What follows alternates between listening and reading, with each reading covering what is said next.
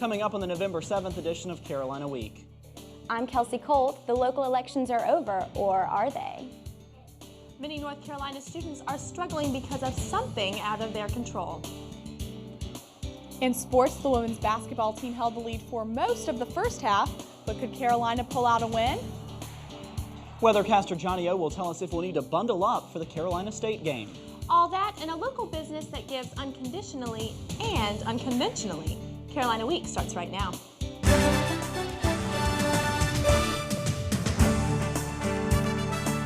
From the James F. Goodman Studio in the School of Journalism and Mass Communication at the University of North Carolina at Chapel Hill, connecting campus and community, this is Carolina Week. Hello and welcome to the Wednesday edition of Carolina Week. I'm Sarah Huffman. And I'm Adam Rue. Thank you for joining us. Most area political incumbents are headed back to their positions in local government, but maybe not all of them. Reporters Kelsey Colt and Catherine Cannon were following the results in Chapel Hill and Carborough. And Kelsey, there's one possible surprise in Chapel Hill politics. That's right, Adam. There won't be any change in the mayor's office, and 3 council members will return, but the 4th council position is still up in the air. Mayor Kevin Foy was reelected for his 4th term by a landslide, and as of now, the winners for town council are Jim Ward, Sally Green, and Bill Strom. Cam Hill and Matt Schykowski are battling for the last spot. The polls were open all day at different locations throughout Chapel Hill. Important issues in this year's campaign included affordable housing, neighborhood protection, downtown development, and the Carolina North campus. Chapel Hill resident Pat Fisher expressed concern about Chapel Hill's involvement in the new Carolina North project. What I want to see is a strong sense of cooperation between the town and the university so that the town has some control over the kinds of things that happen, because it's going to have a big effect on the town. Chapel Hill Mayor Kevin Foy believes the re-election of 3 incumbent candidates shows the public support of his views and the views of town council members. This election was a referendum on the work that we have done as a group, not any one of us as an individual. And the fact that we were all re-elected is positive reinforcement. The turnout at post-election parties shows the public support for the elected candidates. I just invested a little shoe leather, a little phone time, and did what I could to help out an old friend. Adam, we won't know for at least a week if Hoffman's efforts were enough to get Cam Hill back on town council. Well, there's no uncertainty in Carborough, but there is a political newcomer waiting to take her spot on the Board of Aldermen. Reporter Catherine Cannon continues our team coverage. Adam, re-elected incumbents say they're ready to make some changes and ready to work with a new colleague. A little more than 15% of registered voters turned out Tuesday in Carborough to cast their ballots. First-time Board of Aldermen candidate Lydia Lavelle was pleased with the turnout. I never like to feel overconfident. I feel pretty good, but you know, I won't know till it's over, and I'm cautiously optimistic. And when the day finally was over, Lavelle came out on top. Incumbents Joel Hall Brown and Dan Coleman earned the remaining alderman seats. Coleman says he's been working hard on Carborough's economic development. Those issues have resonated with the voters, and I've gotten support for the stances I've taken. And so I'm going to keep going at it.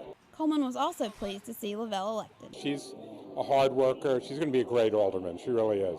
And I'm not at all surprised that the voters recognized that and made her the top vote getter. Voters re-elected Mark Chilton as the town's mayor in a landslide.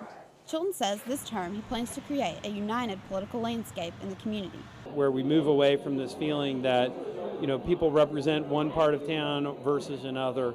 I think that type of politics has been pushed by people who feel that it's in their interest to push it. Even with the challenges ahead, Chilton says he's honored to serve Carborough again. The mayor says he's more excited about the Board of Aldermen results than his own win, and he's ready to work with Lavelle and the returning members. Adam? Catherine Cannon covering the races in Carborough, and Kelsey Colt following the elections in Chapel Hill. Thanks. We all know friends don't let friends drive drunk. But drinking isn't the only danger when we get on the road.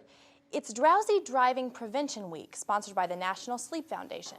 The foundation says almost 40% of Americans admit to nodding off at the wheel sometime within the past year. Driving while drowsy is often considered more dangerous than driving while drunk. Chapel Hill police officer Stephen Seagrove says it's a problem that can be fatal. Father was at a hospital where his wife had just given birth, and he was going home with lack of sleep, and He was fatigued, fell asleep, and ended up wrecking his vehicle and getting killed. Police say if you're tired, pull into a rest area and take a quick nap, rather than risk your life. We all know that sleeping while driving is a big no-no, but talking on your cell phone while driving isn't allowed either, if you're younger than 18. Officials say the new North Carolina law is designed to keep young people's thoughts on the road, but it's been hard to enforce. Since the cell phone ban passed a year ago, officials have issued only 51 citations. The law allows drivers 18 or older to use their phones, and some teenagers say the law is ineffective. I think the ban makes sense because it discourages talking on your cell phone while driving, which can be very distracting, causes accidents. But ultimately, I don't think it really stops people from pulling out their cell phones. The law does allow teenagers to call their parents and police officers while driving. The Southern Education Foundation reports that mill closings and increased birth rates have contributed to a rise in poverty. Katie Miller is at Carborough Elementary School to tell us about poverty's effect on education. Sarah, the report also shows that more than 50% of students who attend public schools in 11 states live below the poverty line. In North Carolina, 49% of the students in public schools live below the poverty line. Officials say students who fall near the line come to class less prepared and might even drop out of school. Assistant to the superintendent at Chapel Hill Carborough City Schools, Stephanie Knott, says some students just don't have access to certain resources. One of the things that we talk about in education is prior knowledge and experience, that all of those things that children have had an opportunity to go and do and see and learn about, they add up. Locally, 18% of the children are considered economically disadvantaged, but that's actually not many. In 106 of North Carolina's public schools, all of the students fit into that category. Economically disadvantaged students receive free or reduced price lunches and have access to other programs that promote higher education. UNC sophomore Byron Brower received grants through Carolina Covenant, a program that provides financial aid to those in need. Allow me not to worry about my financial need and to focus on my classes and things like that, and then get more involved in organizations and stuff and not have to worry about jobs. Students who are accepted to Carolina but can't afford tuition might receive the grants through the program. Katie, what do local schools do to help disadvantaged children? In addition to free or reduced price lunches, social workers take children to medical appointments, families take part in food drives, and children participate in the High Five Regional Partnership, an organization that helps high school graduates pursue higher education. Thank you, Katie. Katie Miller at Carborough Elementary School. Last week we told you about an unsolved mystery on Bald Head Island. Coming up, we'll take a closer look at the island's death some call suicide, but others call murder.